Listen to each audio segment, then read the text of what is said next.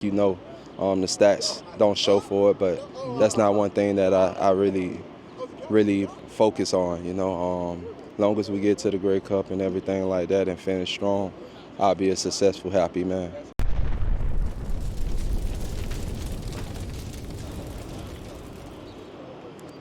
Deatrick Nichols, here you are entering your 4th season now. Correct. In the CFL. Big year for you and your fellow halfback, Evan Holmes, CFL All-Stars.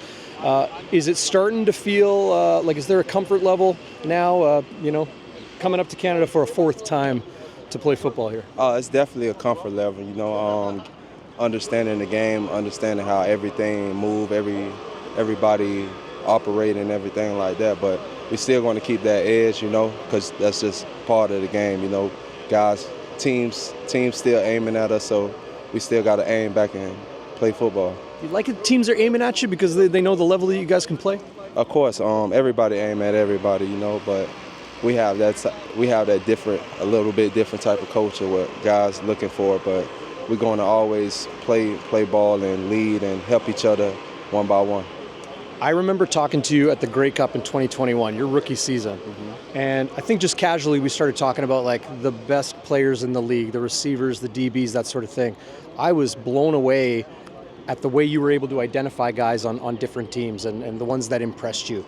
Do you enjoy being a student of the game and knowing everybody in the league? Yes, man. That's how you get one up. You got to know your opponent as the back of your head. You got to respect the game. I'm watching the game, respecting it.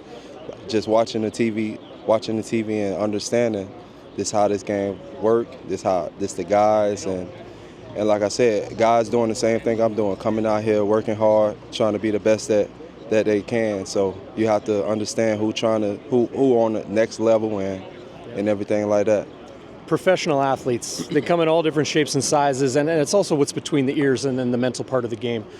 I don't know if there's a more difficult position to play, really in any pro team sport, than defensive back, where, especially in the CFL, you got to deal with the waggle, and guys are running a sub 440 coming off the line, right, because of that advantage. But studying those players across the league, does it give you those little tidbits of information that can help you in those microseconds that can be the difference between making a play and getting a catch on you? Yeah, I say you gotta dumb the game down, It's a difficult game, but you have to take some things off the board and then put it back on and everything like that. Like I tell my guys, we can't complain.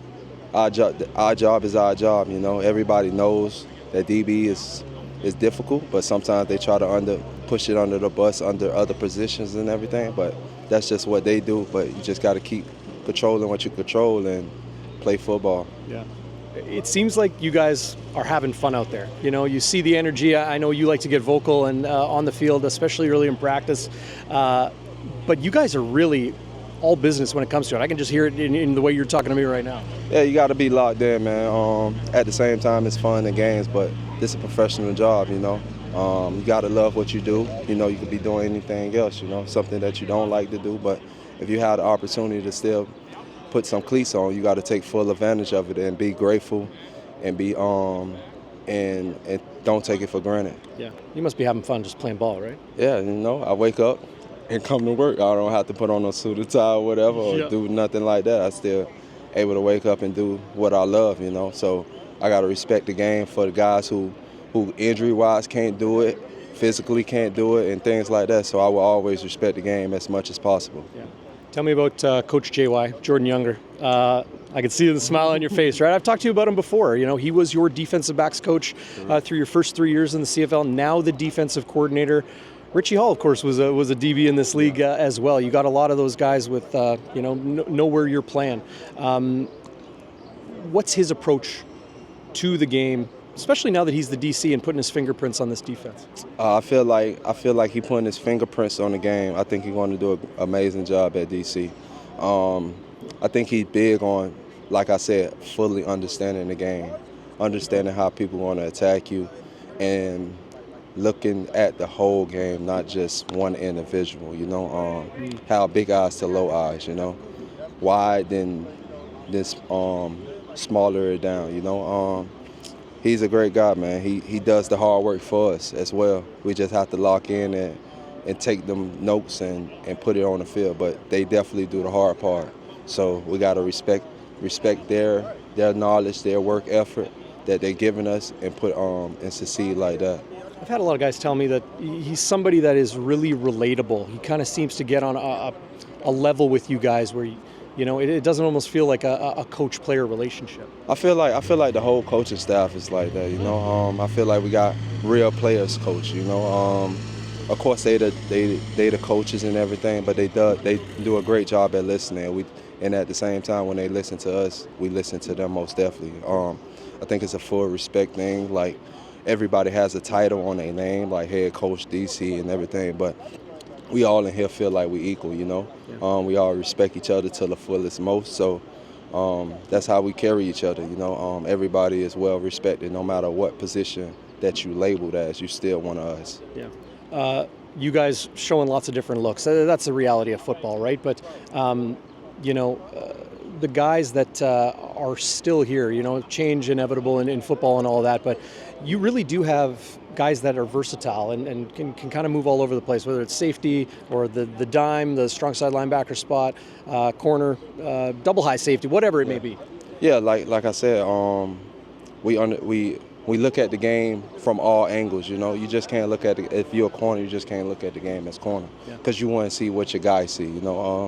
So that's good that we have a veteran group around the team like that, where we have the flexibility to do things like that. So it all comes in hand in hand. Once you understand and respect what your other guys doing and see what they see and how difficult a play could be for them, you understand how can you help them and do everything just like a coaching, like how hard their job is. Like, if you can make this play easy for the call, then that's what you do. If we can make a play easy and everything like that, then we're just here to help each other and get that one goal.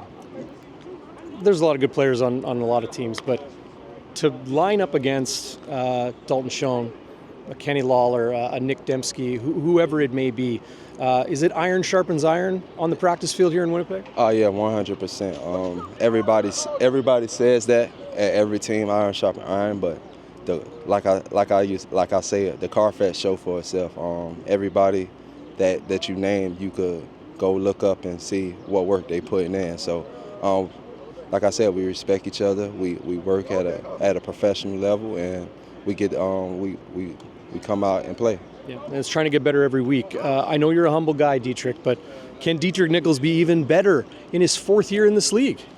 100%. 100%. Yeah, man. I'ma always lead my team no matter what.